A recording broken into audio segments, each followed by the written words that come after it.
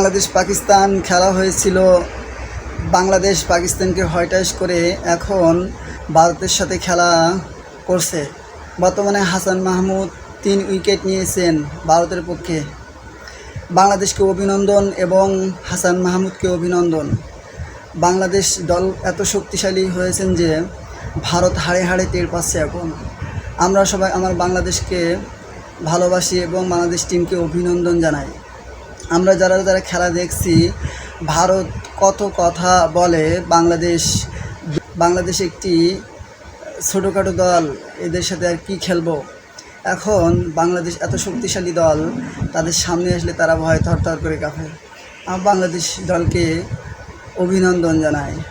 হাসান মাহমুদ বিশেষ করে 3 উইকেট নিছেন, ওনার অবদান অনেক বেশি এবং হাসান মাহমুদের বলগুলো সুইং করে এবং এত সুন্দর বল হয় যে আসলে আমাদের ধারণার বাইরে। তো আমরা আশা করি যে বাংলাদেশ ভারতেই খেলা, বাংলাদেশ সবগুলোতেই জয়লাভ করব এবং আমাদের দেশকে উজ্জ্বল গৌরবের দিকে এগিয়ে নিয়ে যাব, এটাই আমাদের প্রত্যাশা। সবাই খেলা দেখতে থাকুন এবং সাপোর্ট করুন বাংলাদেশ দলকে। বাংলাদেশ যাতে এগিয়ে যেতে পারেন। বাংলাদেশে 8 জন পর্যন্ত ব্যাটিং রয়েছে আর ভারতের 6 জন পর্যন্ত ব্যাটিং রয়েছে। ভারতের অলরেডি 3 জন ব্যাটিং চলে গেছেন আর 3 জন ব্যাটিং রয়েছেন। তো খেলা দেখা যাক শেষ পর্যন্ত কি হয়।